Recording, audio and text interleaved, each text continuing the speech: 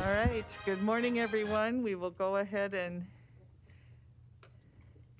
Recording in progress. get started. A copy of the Open Meetings Act is located on the wall over here at the side of the chambers, and there's an automatic external defibrillator available on the back wall of the legislative chambers. Please stand for the Pledge of Allegiance.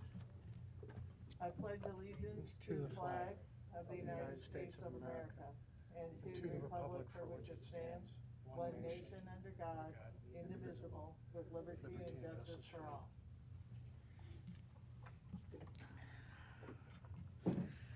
We will begin with the agenda for the Douglas County Board of Equalization. Roll call, please. Commissioner Boyle. Here. Commissioner Kavanaugh. Here. Commissioner Friend. Here. Commissioner Morgan. Here. Commissioner Rogers is present virtually but cannot act as a commissioner today. And Madam Chair. Present. Item A, approval of the minutes of the Board of Equalization meeting held Tuesday, September 28, 2021. And item B, call for a meeting and set Tuesday, October 12, 2021 as a date for hearing on certified assessment corrections reflecting the addition of omitted property to the tax rolls or increased value on property. Is there a motion to approve A and B? So moved. Motion by Commissioner Morgan, second by Commissioner Maureen Boyle. Any questions or comments? Please vote.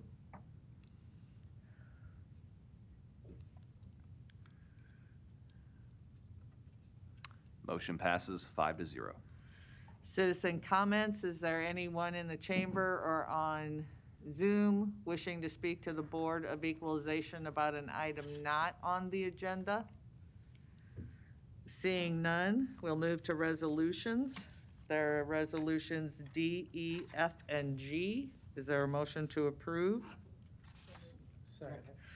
Actually, the appeal has been stricken. We don't have a need for executive session. Does that include adjournment? Is the second okay with that? Yes. All right, motion by Commissioner Maureen Boyle, second by Commissioner Morgan. Any questions or comments? Please vote.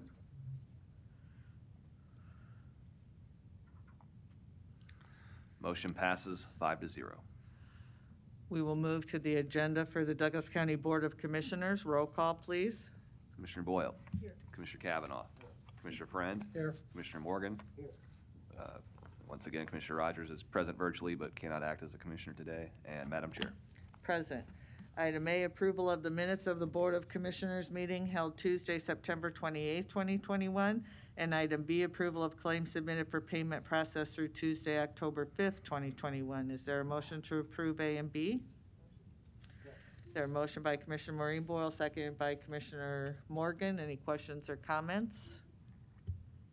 Please vote.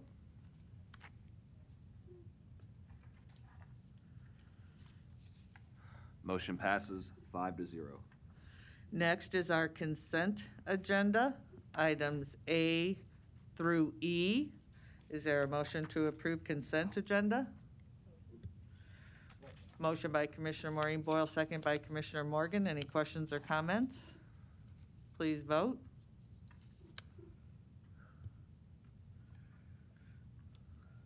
Motion passes 5-0. Recognition and proclamations. We have one resolution recognizing October as Youth Justice Awareness Month. And we'll have Kim Havakati read that resolution for us. Sure. Under the resolution, it states, whereas the historical role of the juvenile court system is to rehabilitate youth while holding them accountable and maintaining public safety, and it is therefore better equipped to work with youth than the punitive nature of our adult criminal system. And whereas youth are distinct from adults, and these differences have been documented by national research on the adolescent brain development and acknowledged by the U.S. and state Supreme Courts, including but not limited to state and federal laws that prohibit youth under the age 19 from taking on major adult responsibilities such as voting, jury duty, and military service. And whereas youth of color and youth with disabilities, mental and behavioral health issues are disproportionately represented in our criminal and juvenile justice system.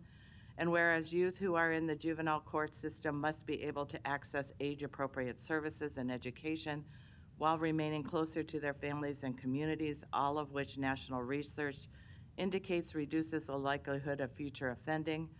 And whereas more Most laws allowing for the prosecution of youth as adults were enacted prior to the research studies completed by the Center for Disease Control and the Office of Juvenile Justice and Delinquency Prevention, which showed that prosecuting youth in adult court actually decreases public safety, and those youth are 35% more likely to commit future crimes than youth prosecuted in the juvenile system. And whereas youth detained or involved in the juvenile or criminal justice system should be kept in the least restrictive setting possible with family inclusion and treatment-orientated services provided, and whereas Douglas County has demonstrated a commitment to strengthening care for juveniles by partnering with the public and private sectors to create effective alternatives to detention and to develop a continuum of community and family-based services designed to serve youth and their families safely.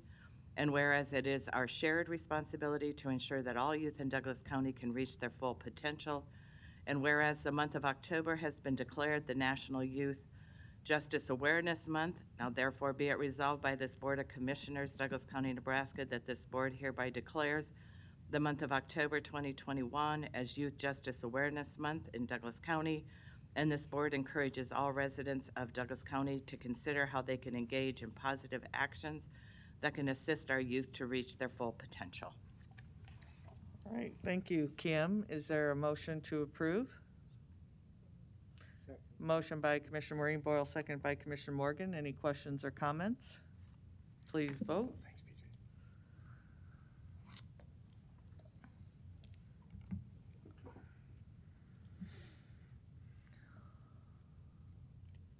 Motion passes 5-0.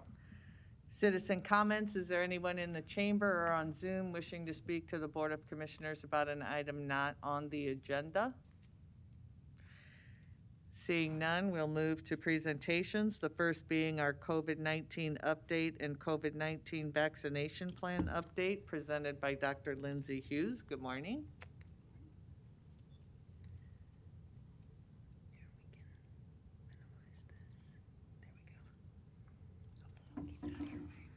Good morning, Madam Chair and Commissioners.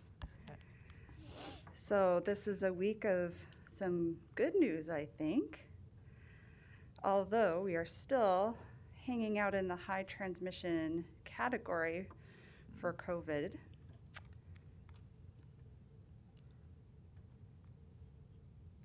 It seems that we are actually in a plateau and possibly coming down right now in cases. So our current 7-day total number of cases per 100,000 is 198. We have consistently been under 200 for the past week, which is fantastic news. Hoping to see that trend continue and see it continue to decrease as much as possible. If you look at the graph below the number here, you can see that we are still somewhat on a plateau, but there's a slight downward trend. I can't tell you for sure whether that downward trend is a true trend or if that's just kind of a temporary blip, but we'll keep our eye on that. Hopefully that is a true trend. We'll keep watching that for the next week or two, and hopefully we'll continue to see that. Seeing a downward trend would be consistent with, I think, what some other places have seen in terms of this particular wave. So hopefully we are seeing that as well.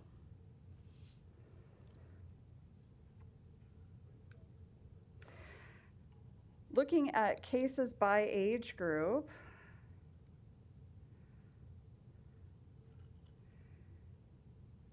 so we're looking at the most current week, which is the last bar over to the right. You can see that for a couple of weeks, we saw our pediatric and adolescent groups essentially decrease in case numbers. You know, you can kind of look at the width of that overall band, which is the green and the yellow and orange. You can see that it had decreased over a couple of weeks, and then it did bump just a little bit over or it does seem to be going up just a tiny bit, but again, that's not necessarily a trend. That's something that we'll keep our eye on. And of course, from week to week, things do tend to change just a little bit. That's consistent also with our school data. So looking at our cases within the K-12, basically cases that we're seeing within schools. Right now we're sitting at 2 per 1,000, which is just up slightly from what we saw last week. We continue to, of course, watch what's happening in the schools. We're working with them very closely to control, any clusters or outbreaks that we're seeing there. And then we do continue to see higher numbers of cases that are occurring. If you look at this kind of sky blue bar, which is the 30 to 39, we saw some growth in cases there as well. Going on over to our weekly map so we can see how our cases are dispersed in the community. And that's really big. There we go. We'll go back a week. So this is about what we're looking like. This current week, of course, isn't complete, but it's looking pretty similar. If you look here, this was a week prior, last week of September. Cases are continuing to be fairly dispersed throughout the community at this point. We do continue to see cases that are popping up in our more unvaccinated. If you look at our hospital trends, those who are hospitalized do more than not tend to be the unvaccinated in our community. And this was the previous week, kind of mid-September, so you can kind of see where cases went from there. All right, and speaking of hospitalizations, we can just go to that next. So our current capacity is sitting at 82% for overall hospital capacity. That has shifted a lot higher at times over the past week. We actually hit over 90% capacity in the past week, which was very concerning. For adult ICU care, which is this blue over on this other chart to the left, the blue line on the top is actually our ICU trend. That's at 84%. That also topped 90% last week. Briefly, definitely something to be concerned about in terms of just overall capacity for any kind of acute care that's needed for people in our community. And then our ventilator usage, which is this yellow line at the bottom, has been maintaining well over 30. So in the past 24 hours, we had 35 ventilators in use. So previously, we had been in the high 20s in terms of the number of ventilators in use, and so now we're sitting in the mid 30s fairly consistently. And of course, that's pointing to more severe disease that we're seeing. And so we definitely want to keep our eye on that. Currently, we have 5 cases of pediatric COVID that are hospitalized. We continue to work with our area healthcare providers and healthcare systems to have conversations around capacity. And they definitely continue to have conversations about how best to manage capacity, especially because it's not just a problem that we are having here in Douglas County, but really regionally and beyond. So transfers can tend to be very difficult when, even if you go beyond your community, you're not going to be able to find beds when you need them. And so that is an ongoing discussion that continues to happen. And a big part of that is staffing. We continue to have a lot of struggles with finding nurses. What would you like me to do with this?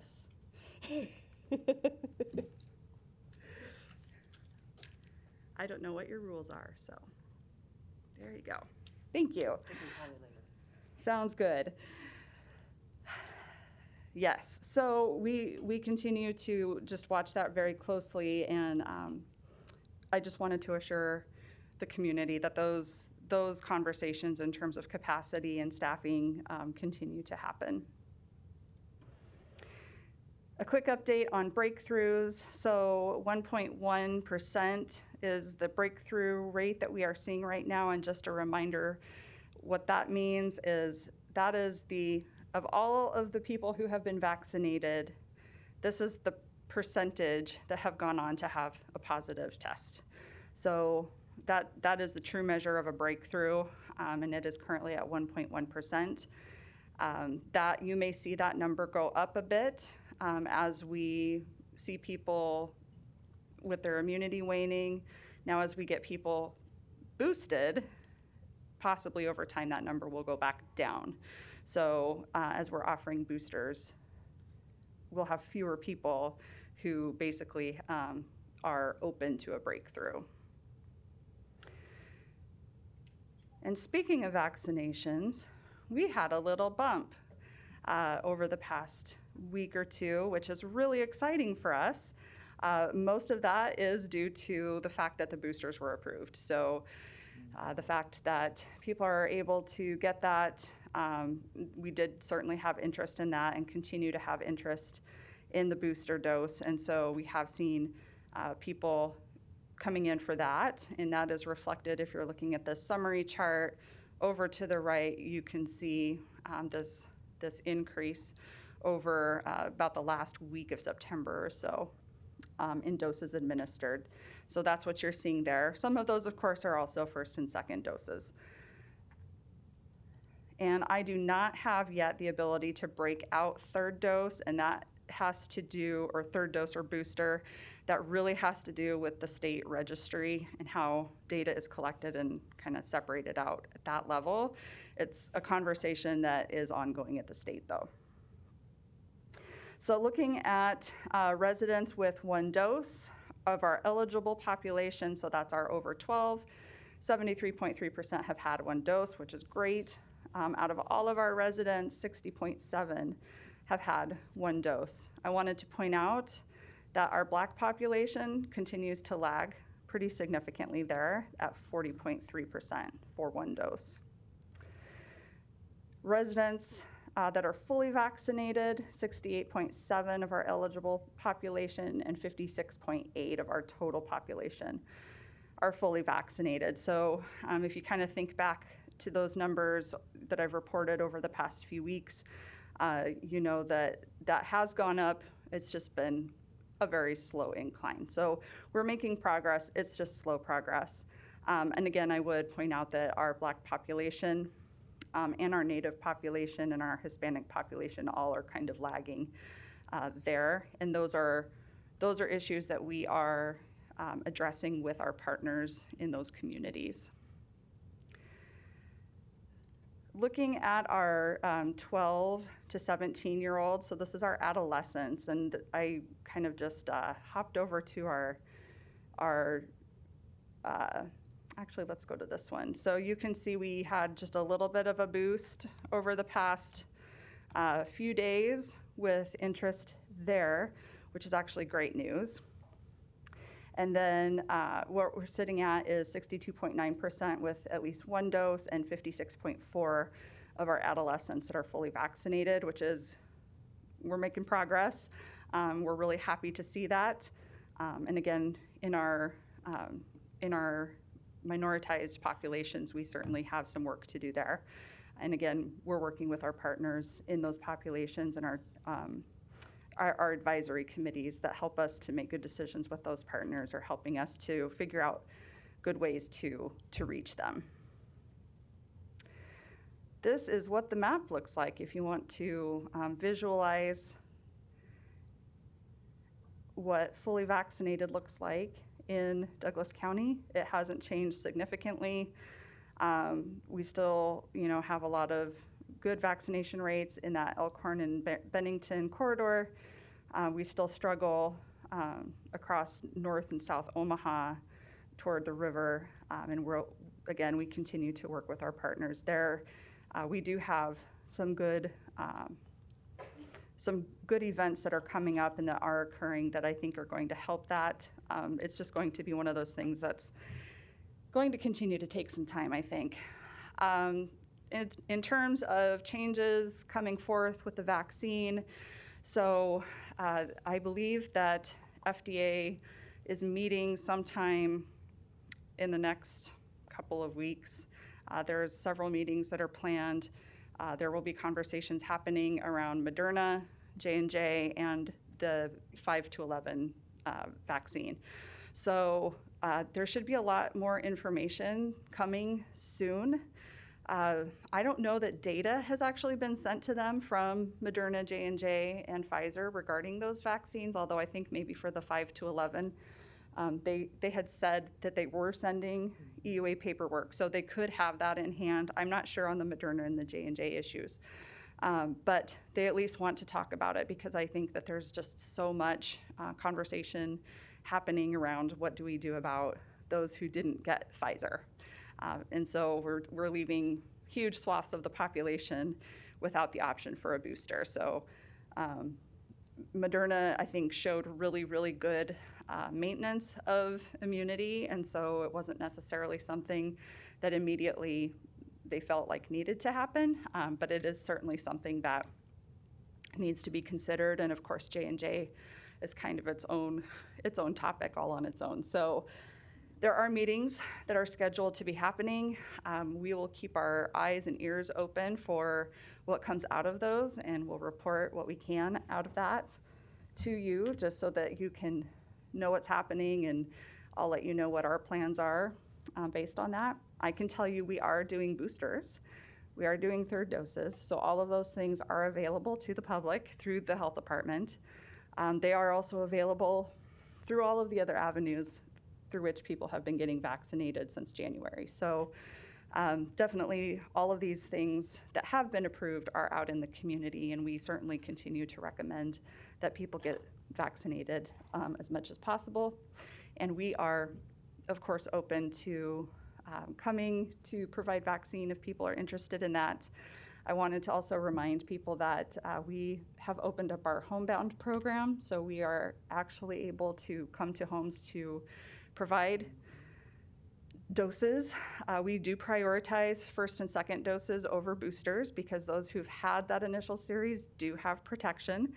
And so, we have a little bit more time to get to them. But if that's a barrier for people to get, childcare, to get transportation, whatever the case may be, and it would just be easier for us to come to their home, they can call our office and make an appointment, and a nurse or a paramedic will come to their home and administer the vaccine there. So we have literally, I think, 6 or 7 different options to help people get vaccinated at this point. We are also open to answering any questions people might have about the vaccine. I know that people continue to have questions and concerns about that, and so we also point people to speaking with their physician to get their questions answered. But if they'd like to speak with us as well, we're certainly open to that. So with that, I will be happy to take any questions you might have. Thank you, Dr. Hughes. You bet. Commissioner Kavanaugh? Thanks for this. The positivity rate is what? What are you doing? We're doing test over test. So we're sitting at about 8%. Okay. Is that, it looks like it's plateaued there, is that about right? Yeah, we're holding about steady on that. Okay. The hospital rate that you showed us is really informative in that if you go back, I don't know if you've got that you could bring that up, but it showed that the hospital rate at the beginning of the pandemic, community-wide, seemed to be like 45-50%. And then, we skyrocket up to where we are now in the 80%. Is that consistent with the national average of hospital occupancies? I think what we're seeing is fairly consistent with what with what we're seeing across the nation. I would say that the demographics may be a little different from place to place, but seeing the high hospitalization rates is not unique to us. So if we were to capture a national hospital occupancy rate, it'd be in that ballpark, is that right? I haven't compared it, but I would make an educated guess. It'd be probably close. Okay. On the vaccination graphs, and I was trying to bring it up here on the iPad, but you had it there, where it shows the administration of the vaccine over time to all, that's the full population, right? Uh-huh. So we're up a little bit from where we were in the recent past, but not Yes. at the all-time highs, right? No. Okay. And I guess I'm interested in this door-to-door campaign that's going on, because I saw some information about how that was going to be done. Who's actually doing that? Who's delivering the vaccine door-to-door? That is a good question, and I don't have a great answer for you. I know that we are collaborating with partners in the community to do that. I don't know that so we haven't necessarily started going door to door at the health department staff, but we are collaborating with other organizations in the community for that.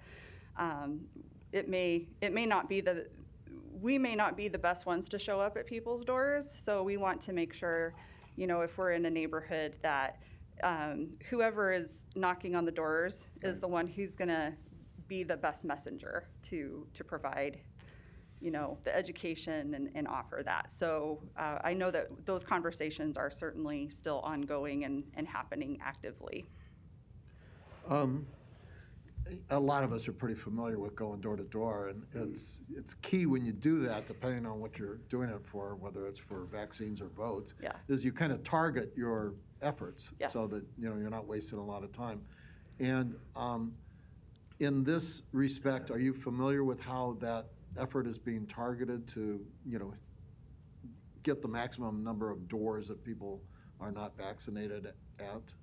Yeah, so initially, this was done in South Omaha through One World, and I believe, so my clinical coordinator, who is absolutely amazing, is the one who's really spearheading this effort, and she's working very closely with our advisory group with North Omaha and Charles Drew and kind of that group of partners to determine where the best places and who the best people are to carry that out. So it's not going to be just a free for all, where we're just going to go park in a neighborhood and start knocking on doors, but really making a targeted approach to that. Okay. In the vaccination graph, for the entire population, there's also, I think, a breakdown for the kids' vaccination effort. Okay. So going back, and I can't capture that, where it's very high, those two spikes very high. Mm-hmm. What's the time period of those? So this would have been, I can zoom in for you just a little bit. So this would have been in May, and this would have been, when that initial, initial approval happened for probably down to like 16, and then when that was lowered to 12 is where you're seeing those spikes. So you'll probably see another one happen when they do eventually get Sure. the What is 5 that to second 11. one? I'm sorry. Oh, when it was approved for 12, Okay. age 12. Okay. So Time. Thank you. We'll come back to this. Commissioner Friend? Thank you, Madam Chair. Dr. Hughes, again, thanks for all the information. It's, of course, it's valuable. But a couple questions, quick questions. They might be longer answers. I don't really know. When you showed the number of patients in hospitals currently and in ventilators, and I could have asked Dr. Boyle. I mean, how many are these hospitals tracking how many of those folks that are in with COVID-19 that actually got admitted And and the admissions included comorbidities? Are they breaking it down to that specificity? Are they analyzing it at that level? We don't have the numbers here, but do you think they're doing it? So the hospitals would certainly know that. It's not necessarily being reported out. Okay. But they would know. They know if their patients have multiple issues. Okay, great. I'm curious, and maybe you have an opinion on this. Why do you think that those are not communicated? Because we talked about this a couple weeks ago, or comorbidities are an issue. We've known that from the very beginning. And I'm not saying, don't misread, I'm not saying that somebody couldn't just be hospitalized for COVID-19 and have major problems without comorbidities. What I'm trying to do, and it goes back to what I've been talking about from the very beginning with all this, is that we lack information. And it's not your fault. We're trying to grab as much as we possibly can. Sure. Would you agree? I mean, some of that would be pretty valuable. I'd like to know, I mean, how many, near the end of my father's life, if he would have contracted this, he would have passed away immediately. He had ALS. Now the fight, well, yeah, but I bring that up because that's a comorbidity. I mean, I don't know what's going on, and I guess I'd like to know more. World doesn't revolve around me. I get it. I just think that these have been questions that I've been asking from the very beginning, and I don't think we have that type of specificity, but I'm sure we could probably track that down and talk later about it. The other question I had is I found it a little interesting, and I was wondering if you could opine on this. The breakthrough cases of 1.1%. I noticed, and it just so happens I always look at 68007 because happens to be where I live, and I go, wow, we have a high rate of cases in 68007. I also noticed that we have the highest rates of vaccination, fully vaccinated people in that particular area. Now, that's probably because of the sheer numbers of people that are moving up there, right? I mean, we're not breaking these down by, those type of percentages. Like, am I correct? You are correct. Yeah. Okay, so the explosion, I mean, I got a chance to talk to an interventional radiologist down at the University of Florida, and I think I might have mentioned this, but what I found very interesting is he said there are, of the 100% of the people that are hospitalized with COVID, he said 97% of those people had not been vaccinated. Right. So I am not, going down that road. I just found it very curious that 68007, I wouldn't call it an explosion, but we're dealing with, high numbers, and we're also talking about a bunch of folks who said, I'm going to get vaccinated. Yeah. I just found that interesting.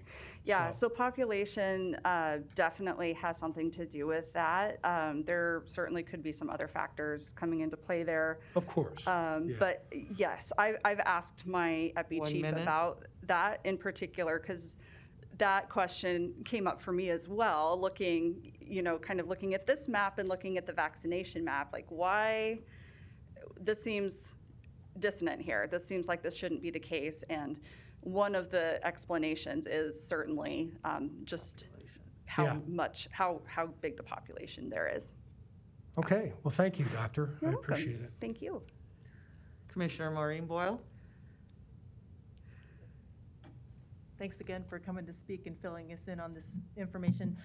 You had mentioned, this is just a point, that the hospital capacity rate decreased to about 82% from 90-ish% over the past couple weeks. And what we have to remember is that hospitals have stopped doing things like elective surgeries. So it's not just that, so the beds are available now to treat COVID patients. So it's not necessarily that the COVID numbers are dropping as much as bed capacity is there because other types of things are not taking those beds. So just a point to make.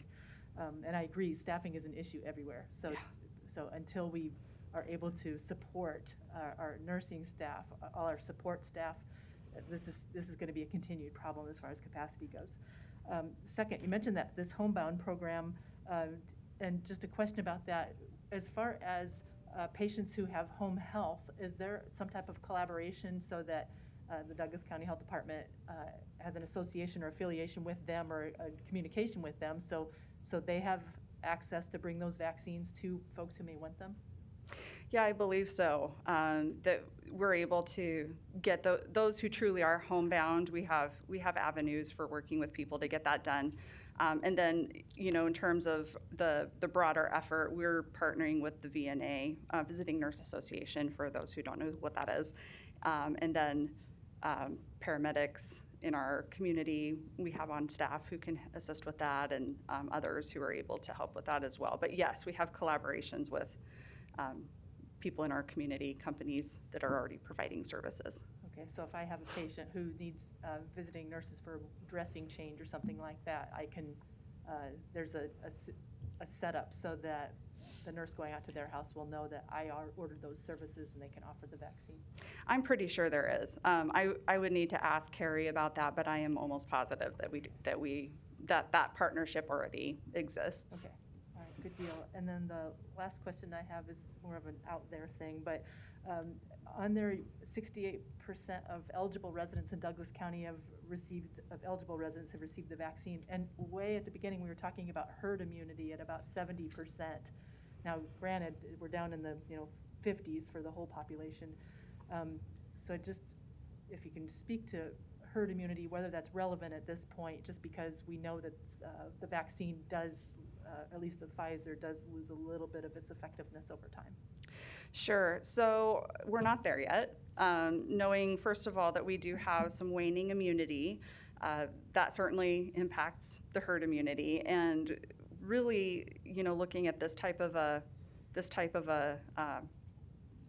pathogen, it's really difficult to get there if it's going to mutate and then continuously impact that herd immunity. So it's kind of a moving target that we're trying to hit in terms of herd immunity. 68.7 feels like it should be really close. The reality is it's really the 56.8, when you're factoring in the fact that we have those 5 to 11-year-olds who aren't eligible yet. And honestly, it's more than that. You're looking too at these 0 to 4-year-olds. So we do have cases in those little ones. In fact, I believe that there's a newborn that's been hospitalized for quite some time with several things, but COVID being one of them. So, when you're talking about herd immunity, it would be great to get there, like we have gotten with polio, for instance. Polio is something that's pretty stable. COVID, really, it really isn't. It mutates pretty quickly. We have a very large pool of people, within which it can still mix and mutate. So I think we still have a really long way to go before we can really start even thinking about any level of herd immunity. Great. All right. Thank you. Commissioner Kavanaugh? Thank you. Just to kind of recap a couple of high points. So we are at 56.8% fully vaccinated of the Douglas County population. Yes? Correct. Okay. And we've experienced 83,820 positive cases since the onset of the pandemic. I'm just reading off the dashboard. That is correct. And of our population, over the same period, we have had 796 deaths due to COVID. Mm-hmm. I think that, we're making this steady progress on the vaccination thing, but as Dr. Boyle has indicated, I mean, getting to the herd immunity or whatever that gold standard is the name of the game. It might be good, going forward, if we could get some maybe projections, estimates based on what we're doing now, which I think is good. This door-to-door thing is a magnificent way to increase the vaccination of the entire population. So that we have some idea, we can give, residents some idea of a date. I mean, when possibly a time frame could we see that herd immunity coming on? I mean, I commend you for the steady progress that we've been making. But boy, it's a long, tough slog here, and everybody is really interested in how much longer does this go on. So I don't know if that's possible. I mean, numbers are are available, and certainly we could do some projections, I guess. I don't know if you do that kind of thing. Well, as my chief of finance has told me on several occasions, my magic 8-ball or my crystal ball to predict the future is on back order, which is really unfortunate. I would love to be able to give you that answer. I think that there are so many variables at play, including human behavior, really the behavior of this virus. I mean, we all thought we had this thing knocked back in June. I mean, when I came here on July 6th, we were at like 3 cases per 100,000 or something. I mean, it was so low, and we were thinking, okay, this is good. We're at the end, and then we were not at the end. And so there are so many things that come into play when we're talking about what date can we project for people to have an end date. We can certainly watch what's happening in other countries that seem to be on, that let us kind of predict the future a little bit for what might happen here. We also have to take into account all of the different things that are different here from everywhere else. Human behavior in the United States being one of those things that's a little different from other places sometimes. Looking at whether people are going to continue to be vaccinated, looking at whether immunity will stick around long term, what kinds of other medical advancements might be made between now and then. Merck announced a medication that they say is safe and effective to treat COVID. I'm not saying one way or another whether that's the case. The FDA is still, needing to review that information and make a ruling there. But, we have so many things that have to happen before we can tell the public with any certainty, hey, this thing is knocked. We've got this thing taken care of. Certainly, we're going to continue to try to make at least short-term predictions.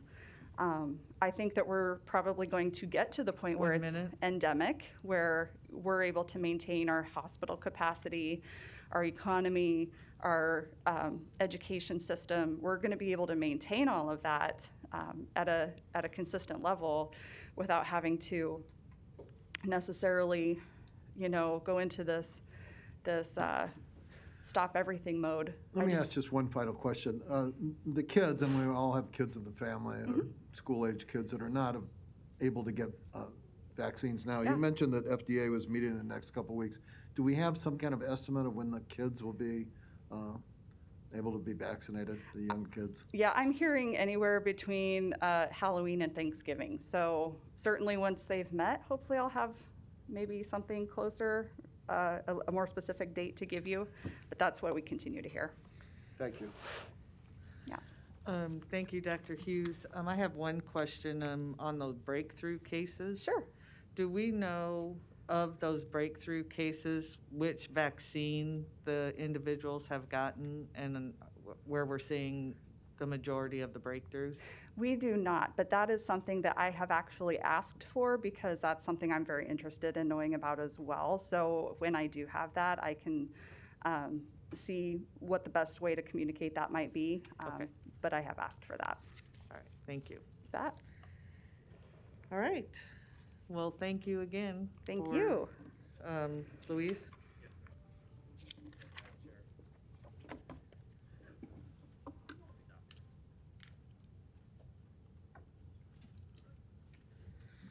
Luis Jimenez, 2709 Dewey Avenue.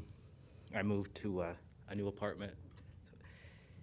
Good morning, Commissioners. Good morning. I'm also curious about projections about when the things are going to wrap up with the virus. I did read that March of next year could be the time where the numbers are insignificant regarding public health. That's depending on a lot of variables, obviously. One of them is the virus not mutating again, or the variant, a new variant coming in. And if you think about it, last year when there was another spike, it was in early September, and that was when the season was changing back in 2020, and people were going indoors and gathering. But now this time around, um, the season is changing, but as you saw, there's 56.8% of people in Douglas County that are vaccinated. So that's um, a big difference from last year. And I hope that that's an indication that that projection where in the middle of spring that um, the pandemic will subside. And I appreciate what the public health department is doing.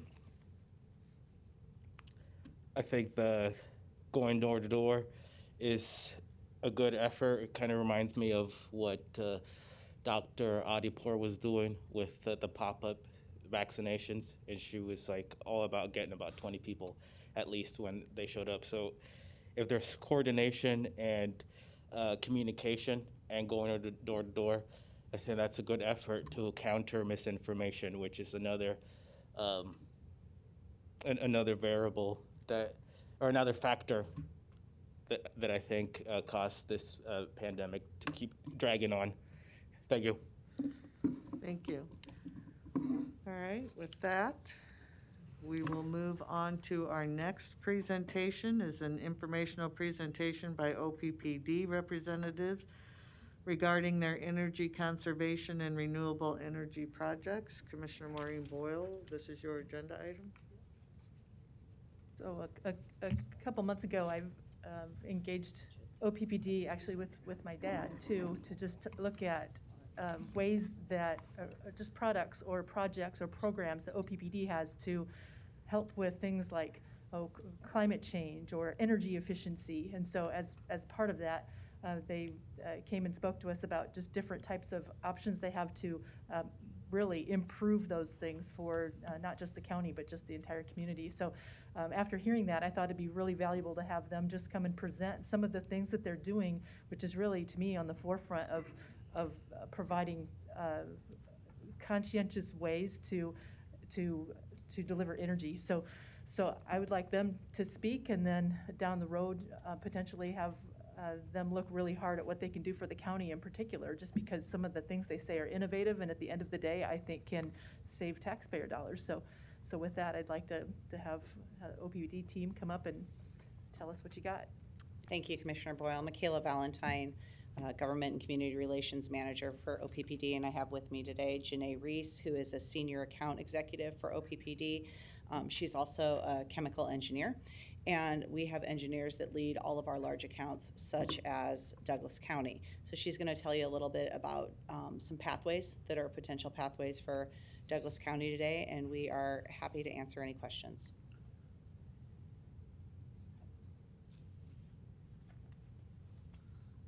Good morning, Commissioners.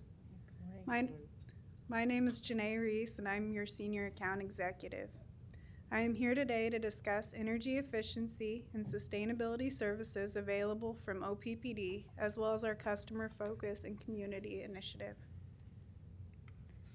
The agenda for today is to give an overview of OPPD, our Pathway to Decarbonization program, our building optimization products, electric vehicle opportunities, as well as renewable energy services.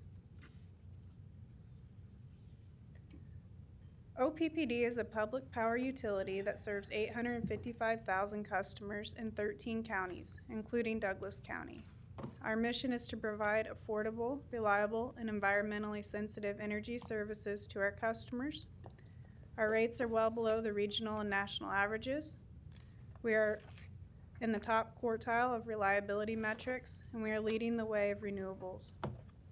Currently, OPPD generates 2,691 megawatts of power for our customers.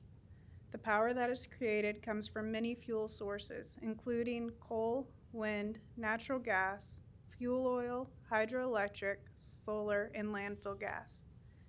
In 2020, 38% of our retail sales came from renewable energy.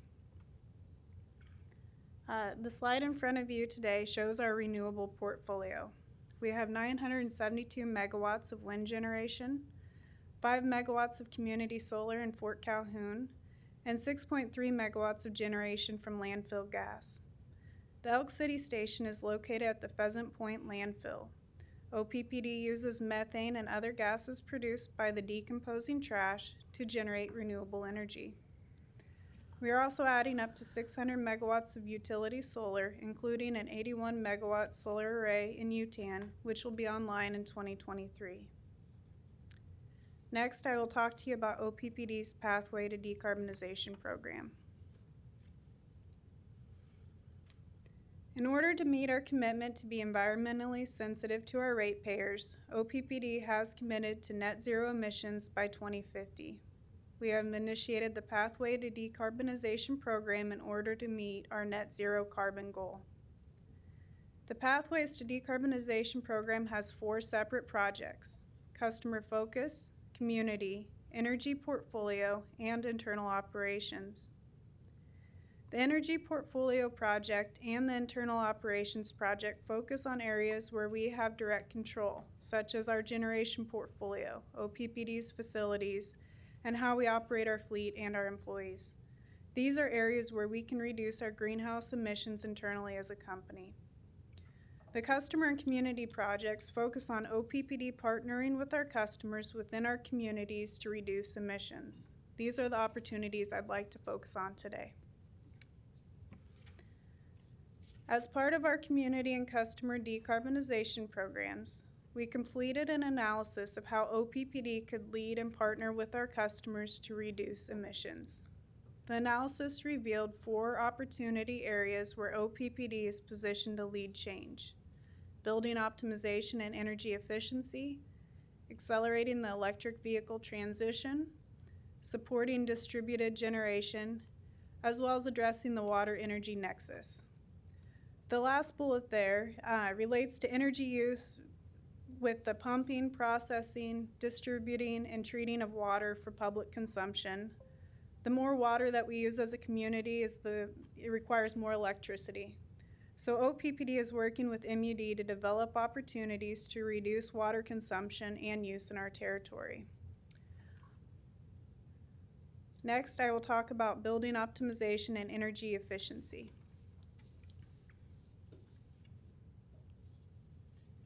The first area of focus for our customers would be building optimization and energy efficiency. The greenest energy is the energy that is never used.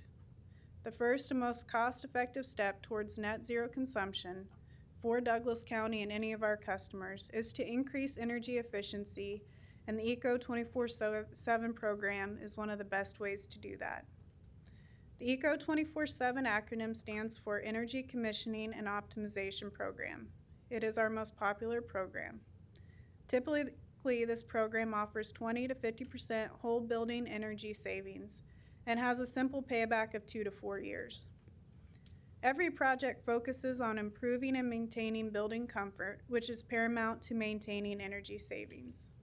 An ECO 24/7 project may include minor hardware upgrades, but it mainly includes system optimization through custom control strategies and algorithms. Since Douglas County recently upgraded their HVAC systems at both the correctional facilities and the health center, this is an optimum time to implement a project. After completion of an ECO 24/7 project, many buildings have attained Energy Star status. ECO 24/7 projects also maximize custom rebates where OPPD pays our customers $500 per kilowatt of summer peak demand reduction. For the ECO projects, OPPD offers a free initial assessment where we will review your energy use, expected demand reduction, and the payback. We will then complete a study if needed. If we did Douglas County, we wouldn't need to do a study. And then next, if you want to move forward, OPPD will implement the project turnkey. Next, we'll talk about how OPPD is supporting the electric vehicle conversion. Right now, we are offering electric vehicle rebates for our customers. We are offering a $2,500 commercial fleet rebate after the purchase or lease of a new car or light truck electric vehicle for commercial use and purchase. These rebates are available to customers who install and register a ChargePoint charging station. We have 50 rebates available. We also have 5 $4,500 commercial fleet rebates available for medium and heavy trucks. OPPD is supporting our customers becoming more sustainable through the development of an EV transition plan. During this high-level planning phase, we can help customers identify long-term infrastructure needs. We can also help our customers review and identify opportunities to convert vehicles to electric and create budgetary estimates. If customers are ready to install infrastructure, OPPD offers turnkey installation. Next, we will talk about renewable energy.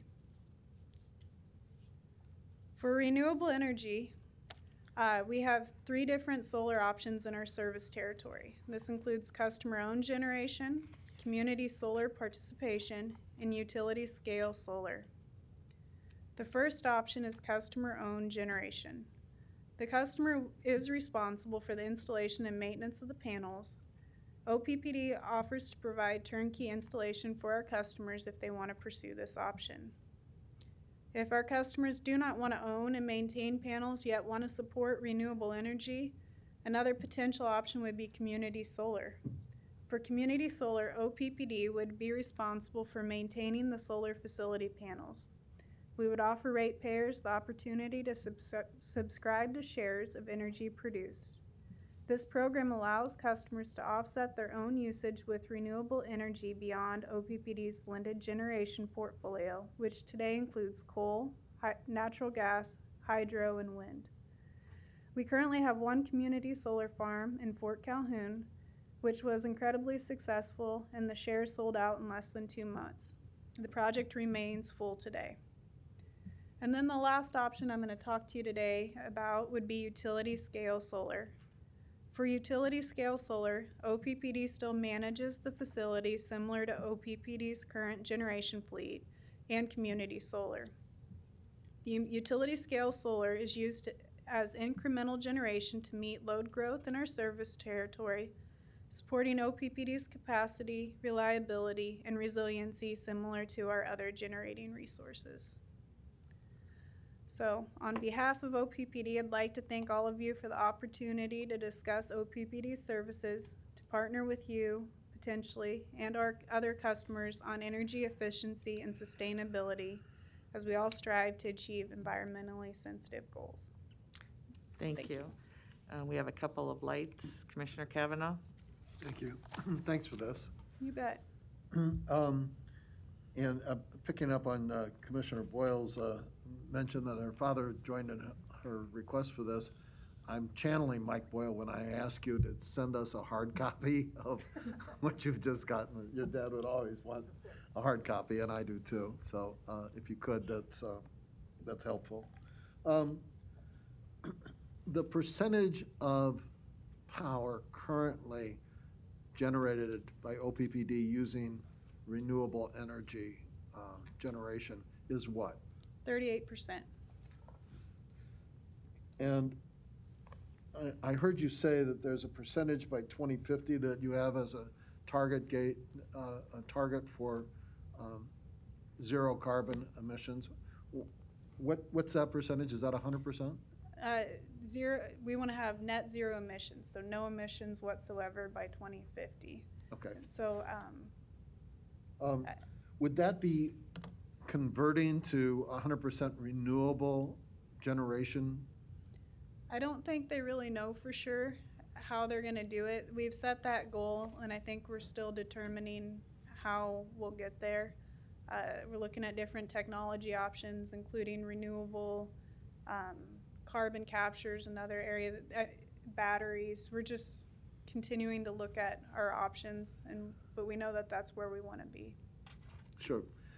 So I think, the international kind of target that's been set by the Paris Accords and others is to get to somewhere in that ballpark by by 2030. Do we have a projection where OPPD will be in 2030? I don't know that answer. Do you know that? I can find out, though. Okay, thank you.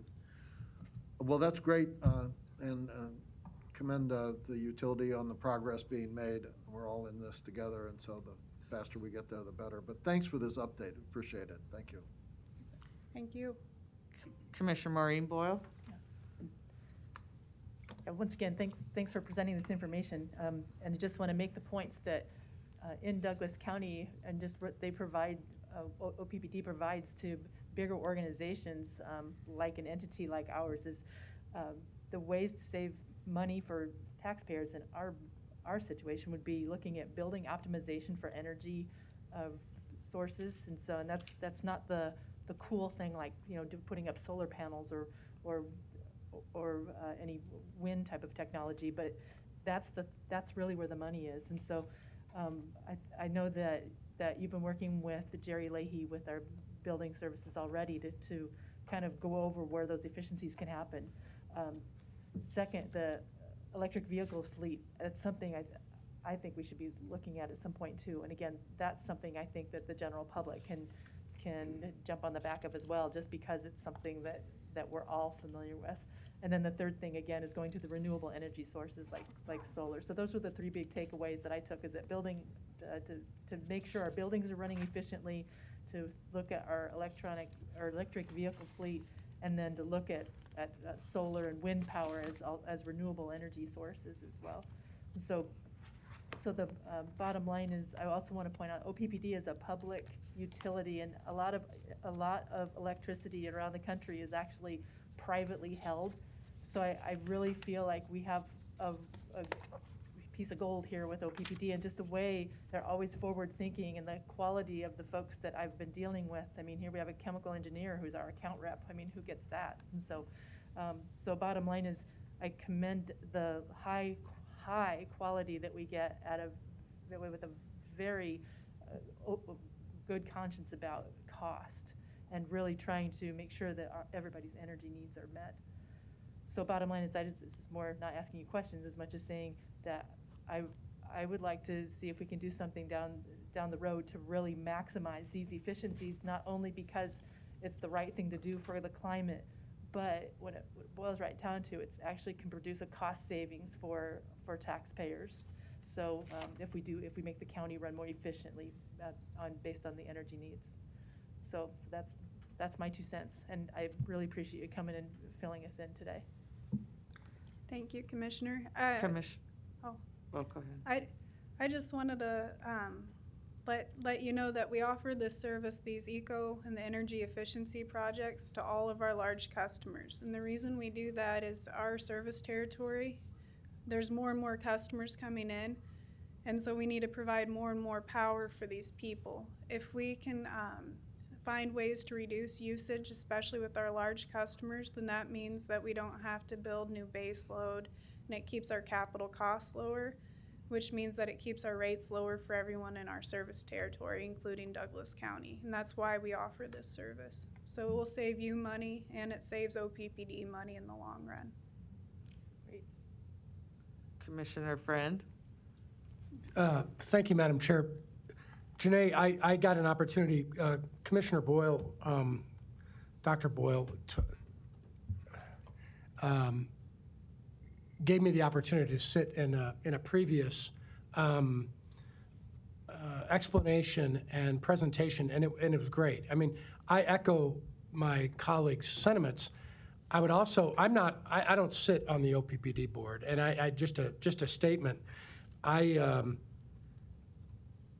I'm always careful and wary as things move forward because they require infrastructure. And as we get further down the road here, and these things the OPPD board hammers these things out with management, it'll be very interesting to see what the cost structure would include, right, Janae? I mean, because years ago, the ethanol industry grew, and it grew on the back of subsidization. I mean, that's what happened. Farmers loved it because they were able to sell their corn. And the public loved it, and we loved it because it actually reduced emissions, right? I mean, you weren't using as much petroleum. The problem is it's very expensive to create ethanol. And when you do and you get done, the only way that somebody can end up affording it is if you subsidize it. So I guess I'm not really ringing a bell and trying to, get all kinds of attention. As time goes on here, I'd like to see what the type of strategy that OPPD has for the infrastructure and the transportation of energy that is very expensive. The infrastructure is expensive. It's not, the ratepayers are there, they're staring at it and they say, zero emissions by 2050. I'll be long gone by then. I'm sure you guys will be happy about that. But by 2050, zero emissions means that we've spent an awful lot of money. So I guess as time goes on here, I'd like to see those numbers. It's just a statement. I mean, I'm not saying we made a mistake with ethanol. I'm just saying the devil's in the details, right? And then you're an engineer. I mean, we could go have a cup of coffee and talk about it. But I'm always wary when we try to, never mind. I stand down. Commissioner, Thank you for the time. I'd like if you want to comment on that, by all means, if you feel like you even need to. I understand your comment, and OPPD's mission is to provide safe, reliable, affordable, environmentally sensitive energy services to our customers. So we are always looking at ways to make sure we're balancing those three areas. So we need to be resilient, we need to make sure your power turns on, we need to keep our rates low, and we need to be environmentally conscious. So we continue to do that every day. I appreciate that. Thank you. Thank you. Yeah, that's right. He must have partied too hard last night. All right, with that, there's no other lights. Thank you very much for being here. Thank you. With that, we'll move on to committee discussions. The first is just our budget report as presented. No other items. Next is community services. There is a reallocation of 2021-22 Visitor Improvement Grant Award for Durham Museum. This is just to add another exhibit with the existing funds.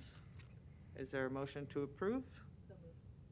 Second. Motion by Commissioner Maureen Boyle, seconded by Commissioner Friend. Please vote.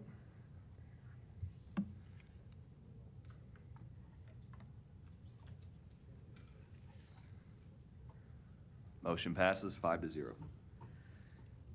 Weekly, under Human Services, weekly personnel report as presented, and no legislative items at this time.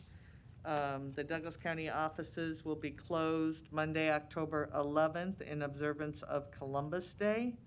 And due to Columbus Day, the deadline for submitting items for the October 12th preliminary agenda is Tuesday, October 5th at 3 p.m. And the deadline for submitting items for the October 12th final agenda is Friday, October 8th at 9 a.m. We do have need for an executive session for labor negotiations and legal. Is there legal advice? Is there, Second. okay. Motion by Commissioner Morgan, second by Commissioner Friend. Please vote.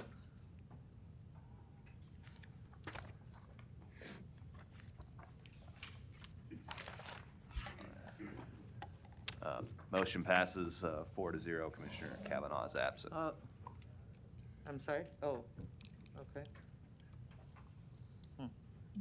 Recording stopped.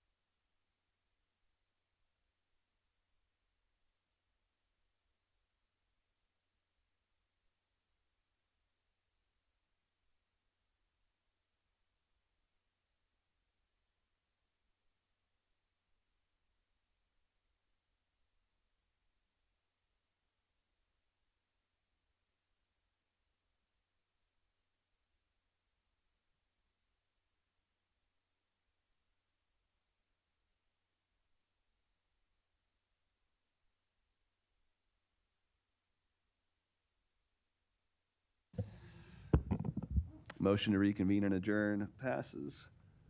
4 commissioners voting yes. Mr. Mike Friend is absent. We are adjourned at 11:44.